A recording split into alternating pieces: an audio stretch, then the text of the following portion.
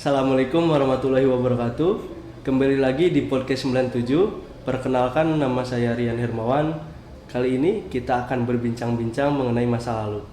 Di sini saya ditemani dengan partner saya, sesama guru sejarah di SMA Negeri 1 Astana Japura. Oke, bersama Bapak Yudit Aditya. Gimana Pak Yudit kabarnya hari ini? Alhamdulillah wa syukurillah. Baik. Rian sendiri bagaimana kabarnya? Alhamdulillah luar biasa. Allahu Akbar. Allahu Akbar. Siap. Seperti anak TK. Seperti anak TK, betul. Tapi nggak apa-apa. Itu jatuh. Ada yang tidak setuju. Ada yang tidak setuju berarti. Oke. Pak Yudit ini di sini dari di SMA Negeri 1 Astana Japura ini ngajar sejarah dari tahun kapan, Pak? Belum lama sih, Pak. Belum lama, paling sekitaran berapa ya? 6 bulanan juga belum sih. Oh, iya. Baru sekitaran 5. Kan kita sama. Oh iya betul. Kita kan bareng sama, gitu ya. Kita bareng, masuknya bareng. Jadi kan bincang-bincang kali ini kita akan membahas apa nih Pak Yudit? Atau berbincang tentang apa nih? Kayaknya kalau kita berbicara tentang masa depan itu suatu hal yang ambigu karena kita tidak akan pernah tahu di depan itu seperti apa. Betul.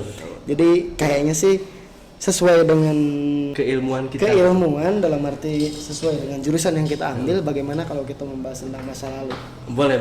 Tapi sebelum lebih lanjut, kan tadi disebutkan jurusan yang kita ambil, berarti Pak Yudit dulu kuliah di mana, Pak? Saya kuliah di Universitas 11 Maret, Pak. Universitas 11 Maret di Solo berarti? Iya, di Solo, cuman singkatannya UNS. Oh, UNS. Nah, begini ya Pak ya, kita kan akan berbincang santai lah. Jadi sebelum kita membahas mengenai sejarah yang peristiwa ataupun pelajaran sejarah gitu, kita akan sebelumnya diawali dengan apa sih itu sejarah, Pak? Apa itu sejarah gitu?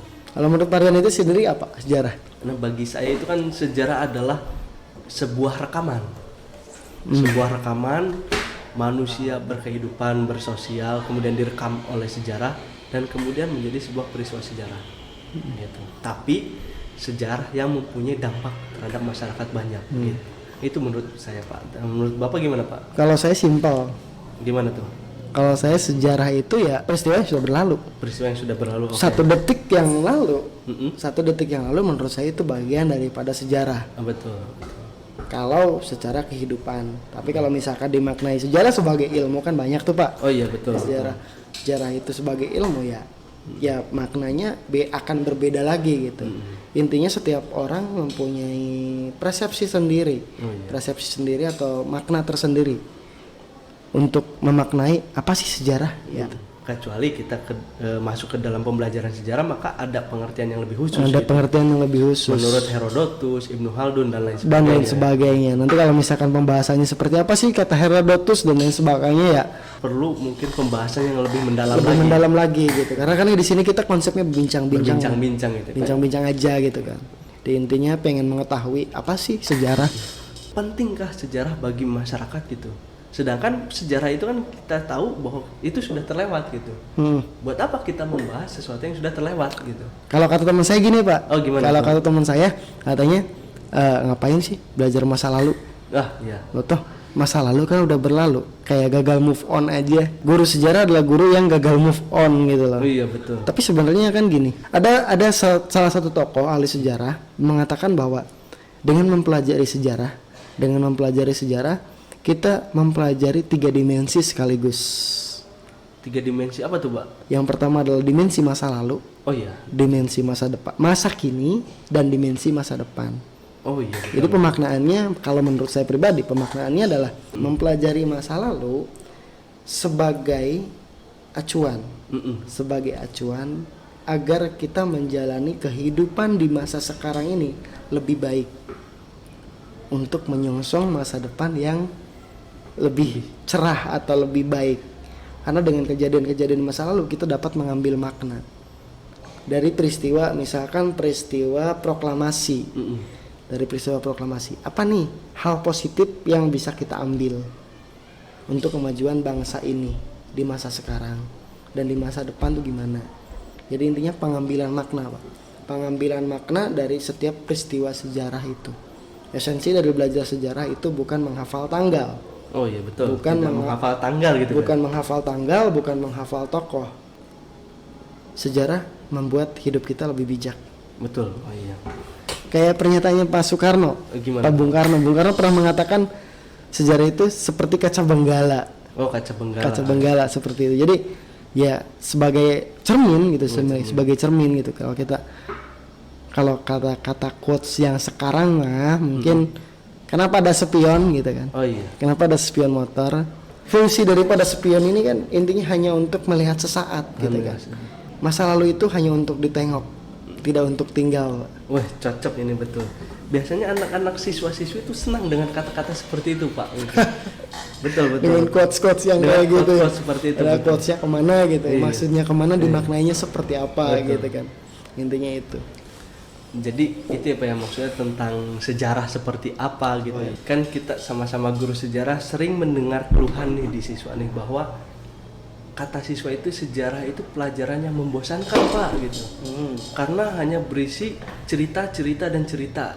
Nah, menurut Pak Yudit ini pandangannya seperti apa tentang pelajaran sejarah yang membosankan katanya gitu. Kalau berbicara masalah membosankan atau tidak, sebenarnya balik lagi ke persepsi dari manusianya atau siswanya tersebut. Dulu juga ketika saya SMA itu sama merasakan apa yang dirasakan oleh siswa itu, sama membosankannya. Mungkin balik lagi ke faktor daripada individunya. Materinya tergantung sih Pak, menurut saya ada sesuatu materi yang membosankan, ada materi yang memang itu sangat menarik gitu. Contoh materi-materi kayak semacam pemberontakan itu kan terdapat cerita-cerita yang heroik, kemudian bagaimana perjuangan daripada pahlawan A dalam mengusir penjajah dan lain sebagainya, itu kan membuat semangat siswa untuk mendengarkan apa iya sih. Jadi menurut saya balik lagi ke materinya, materi apa. Ada beberapa materi yang memang ya membosankan, itu aja ya, mungkin kayak semacam apa sih varian materi yang di awal materi pembelajaran di kelas 1 tuh. Oh, tentang konsep-konsep sejarah, arti sejarah, berpikir sejarah. Itu mungkin membosankan karena kan mungkin balik lagi ke mungkin, bukan hal yang pasti. Seperti sama kayak sejarah kan bukan sesuatu yang pasti. Kayak gitu. Oke, berarti kan memang secara materinya materi yang mana dulu nih? Karena kan biasanya ketika anak ke materi tentang perang ataupun peristiwa-peristiwa kontemporer, mereka akan lebih tertarik daripada yang ya menurut mereka kurang begitu kurang begitu menarik seperti itu. Atau mungkin tentang materi manusia purba gitu ya. Iya, karena mereka mungkin penasaran gitu. Terkadang banyak juga sih Pak pertanyaan-pertanyaan kayak membanding-bandingkan gitu. Banding-bandingkan. Kok bisa kayak gini? Ya tentang manusia purba itu kan kebanyakan kan penasaran gitu. Bagaimana sih sosoknya manusia di zaman purba itu?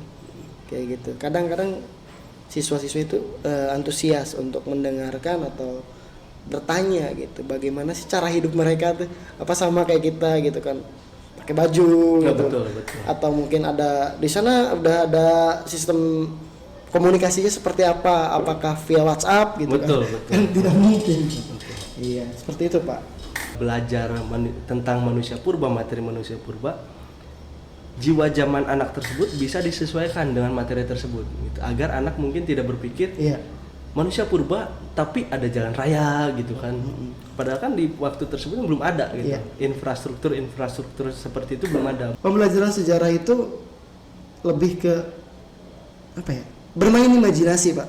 Oh iya betul. Bermain imajinasi. Karena sesuatu yang memang kita tidak tahu, kita tidak mengalami itu, dan kita nggak tahu nih peristiwanya bener atau enggak gitu loh. Kita hanya dari buku, dari sumber-sumber sejarah yang kita pelajari seperti itu. Nah berarti kan tidak seluruhnya materi pelajaran sejarah itu di sekolah membosankan gitu ya Pak ya.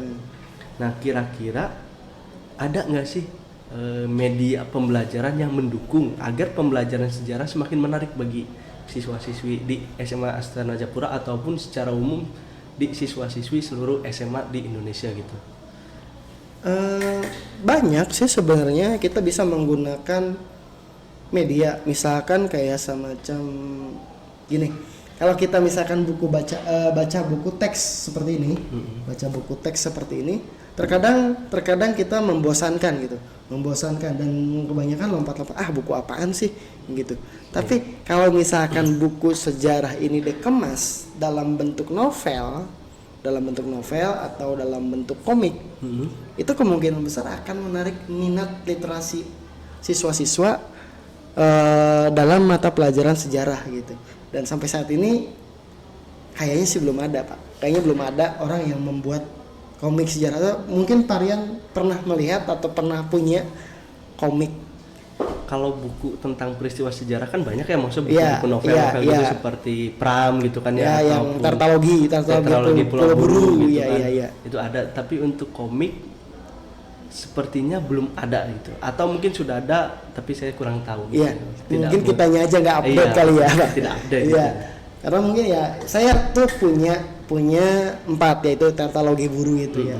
Menurut saya cerita-cerita tentang peristiwa sejarah kalau nggak salah itu di abad ke-19 ya. Cerita di abad ke-19 di mana waktu itu Indonesia yang dia Belanda itu sudah mulai masuk yang namanya modernisasi. Modernisasi seperti itu. Di situ diceritakannya tidak langsung secara plek. Ini loh peristiwanya A B C D E F G kayak gitu. Itu diceritakannya via cerita-cerita. Di situ kan pemeran utamanya siapa Pak? Minke sama si siapa gitu ya. Banyak Nyai Ontosoh kalau nggak salah. Ontosoh kayak gitu. Itu kan tetralogi cambungannya banyak. Jadi menurut saya mah medianya banyak ya, tadi komik atau media novel sejarah, kemudian video mungkin. Video kan lebih ke audio visual Pak. Jadi anak-anak tuh bisa mendengarkan sekaligus melihat gitu. Jadi dan bisa membayangkan seperti itu seperti apa. Ketika kita belajar tentang Perang Dunia II di mana kan sudah ada teknologi video gitu ya, ketika ada pelepasan bom atom Hiroshima Nagasaki, kita kan bisa menggunakan media tersebut gitu ya Pak, untuk ke siswa proses berangkatnya pesawat gitu, ataupun pada proses penjatuhan bom tersebut gitu ya, supaya anak ada gambaran gitu. Ini loh kayak gini peristiwanya gitu. Ini loh bom atom ini meledaknya. Coba kalian bayangin deh, bayangin kalau misalkan bom ini dijatuhin di SMA Asjab kayak gimana kayak gitu. Ataupun anak bisa berpikir bahwa ternyata bom atom itu tidak seperti kacang atom gitu, tidak sekecil itu, tapi bisa besar gitu. Karena namanya bom atom. Sekarang mengingat momentumnya itu kita di bulan November dan syuting podcast ini kan pada 9 November ya Pak ya, dimana besok itu dijadikan sebagai hari peringatan Hari Pahlawan gitu ya, 10 November, dimana ketika 10 November 1945 ada peristiwa pertempuran Surabaya. Jadi tahun 45 terjadi pertempuran Surabaya, dan pertempuran Surabaya itu kan tidak serta-merta terjadi begitu saja. Ada prosesnya, ada latar belakangnya gitu. Nah, ketika 22 Oktober para kiai ulama di Jawa Timur itu kan memberikan maklumat kepada atau resolusi jihad namanya ya, resolusi jihad, agar para santri ikut berjuang, yang kemudian pecah di tanggal 10 November terjadi pertempuran Surabaya gitu ya. Di mana selain santri pun ada masyarakat umum yang kemudian salah satunya dipelopori oleh Bung Tomo ya Pak ya? Ya, sama Bung Tomo dipeloporinya dengan semangat yang pidatonya yang sangat membara, sangat semangat, sangat luar biasa gitu, sehingga para santri kemudian rakyat kebanyakan itu menjadi semangat untuk melawan sekutu, di mana waktu itu kan sekutu itu menyerang Surabaya dari darat, laut, dan udara. Diserang dari berbagai sisi sisi, dan ya alhamdulillah atas kuasa Tuhan bisa menang gitu, walaupun dengan bambu runcing. Seperti itu. Bambu runcing sebagai simbol perjuangan gitu. Simbol perjuangan. Terlepas dari itu dipakai atau tidak ya Pak, yang jelas ya kita punya senjata yang namanya bambu runcing. Pertempuran 10 November tersebut kan ada satu kejadian penting lagi, yaitu perobekan bendera di Hotel Yamato. Di Hotel Yamato, ya. Bendera merah putih biru. Bendera Belanda kan merah putih biru. Ya, dirobek warna birunya sehingga berkibarlah bendera merah putih. Betul. Yang kemudian kan bendera tersebut kan menjadi atau peristiwa tersebut menjadi ikonik gitu ya, Pak. Ikonik betul. Ikonik, jadi setiap tahun pasti ada sosiodrama yang menggambarkan ini loh peristiwanya seperti itu. Hanya sekedar menggambarkan, Pak, karena kita tidak bisa kembali ke masa lalu itu. Betul. Ya, sejarah itu berulang. Betul. Tapi polanya, Pak, yang berulang. Fenomenanya saja berulang. Iya. Cuman peristiwanya tidak akan bisa orangnya nggak mungkin terulang. Nggak mungkin terulang. Masa iya ada Bung Tomo reinkarnasi kan? Betul. Walaupun bisa diperankan oleh artis dalam film gitu. Dalam film bisa, gitu. Cuman hanya tapi kejadian sebenarnya tidak bisa tidak diulang. mungkin bisa, karena sejarah itu sesuatu yang sekali terjadi sekali gitu ya. Walaupun fenomenanya bisa berubah. Fenomenanya berubah gitu. Nah, gini Pak, tadi kan tentang peristiwa di bulan November sebagai Hari Pahlawan. Kira-kira makna apa nih yang bisa kita pelajari atau kita terapkan lah dalam kehidupan sehari-hari gitu, Pak? Kalau untuk makna ini untuk semua ya, untuk semua, bukan hanya saya atau Rian atau siswa-siswi semua ya. Untuk semua ya, mungkin maknanya ya yuk kita berjuang. Kita berjuang dalam mengisi kemerdekaan dengan bidangnya masing-masing. Dengan bidangnya masing-masing tanpa melihat aku siapa, kamu siapa, Anda siapa, saya siapa, seperti itu. Lebih ke yuk berjuang bareng-bareng untuk mengisi kemerdekaan ini, karena perjuangan sekarang, kata Bung Karno kan. Oh iya, betul. Bung Karno kan pernah mengatakan dalam satu pidatonya, mengatakan bahwa perjuangan saya itu tidak berat karena saya melawan penjajah, tapi perjuangan kalian nanti anak cucu saya itu lebih berat karena melawan bangsa sendiri. Dan nah kan kita tadi sudah membahas tentang peristiwa 10 November nih Pak, yang kemudian hari dijadikan sebagai Hari Pahlawan, gitu ya. Nah, menurut Pak Yudit, pandangan Pak Yudit mengenai peristiwa tersebut atau makna yang bisa kita peroleh atau kita pelajari dalam kehidupan sekarang itu apa menurut Bapak nih? Menurut saya sih, kan tadi peristiwa 10 November itu kan bagian daripada upaya dalam mempertahankan kemerdekaan gitu ya Pak ya. Pemaknaannya ya, mendapatkan sesuatu itu mudah, tapi terkadang mempertahankannya yang sulit. Betul. Tapi alhamdulillah Indonesia atau bangsa Indonesia berhasil mempertahankan kemerdekaan. Tadi kan kita sudah membahas dari apa pengertian sejarah gitu ya, kemudian manfaatnya, kemudian membahas tentang peristiwa 10 November yang akan kita peringati gitu kan di esok hari ataupun nanti tayang video ini kapan gitu ya. Nah, kira-kira ada nggak nih pesan Pak Yudit terhadap penonton atau siswa-siswi gitu SMA Negeri 1 Astana Japura mengenai pembelajaran sejarah ini gitu Pak? Sejarah itu kan adalah rangkaian peristiwa-peristiwa masa lalu. Masa lalu itu tidak selamanya buruk dan tidak selamanya baik.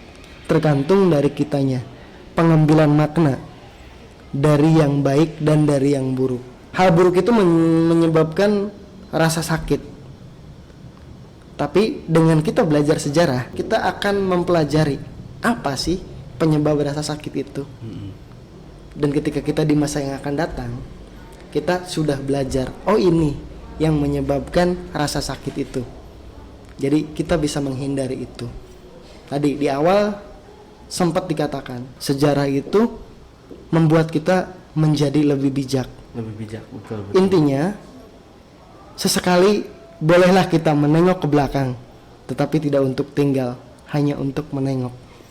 Begitu Pak. Oke. Quotes yang menarik nih. Sejarah itu adalah rangkaian peristiwa masa lalu, di mana dalam peristiwa masa lalu itu ada hal yang baik dan ada hal yang buruk. Terkadang hal yang buruk ini yang menyebabkan kita merasa sakit. Pokoknya jangan pernah lelah untuk melihat masa lalu. Walaupun sakit, tapi kita bisa belajar mengapa kok bisa sakit. Dengan belajar memaknai apa penyebab rasa sakit itu, tadi kita di awal sudah berbicara, sejarah akan membuat hidup kita lebih bijak. Mungkin di masa depan kita tidak akan mengulangi kejadian yang serupa. Sejarah itu kan diperankan oleh manusia, direkam dan dituliskan oleh manusia, kemudian diceritakan juga oleh manusia kepada manusia lain. Jadi kalau misalkan ingin dianggap sebagai manusia, maka belajarlah sejarah. Mungkin segitu saja gitu ya bincang-bincang kita kali ini. Bisa Pak ya. Apabila nanti kalian gitu kan merasa tertarik nih belajar sejarah, bisa komen. Ya. Dan jangan lupa di subscribe, like dan share ya. Dan di share ke teman-temannya agar kedepannya kita akan sama-sama bisa berbincang-bincang lebih lanjut lagi tentang sejarah gitu kan ya. Pokoknya jangan pernah bosan untuk berbicara masa lalu. Dan tadi betul, jangan pernah bosan berbincang atau mempelajari masa lalu gitu Pak ya. Oke. Ya, terima kasih Pak Yudit sudah mau singgah sama-sama Bapak ke podcast 97 ya. Podcast kebanggaan SMA Negeri 1 Astana Japura gitu. Oke, podcast SMA Negeri 1 Astana Japura, maju bersama menjadi juara.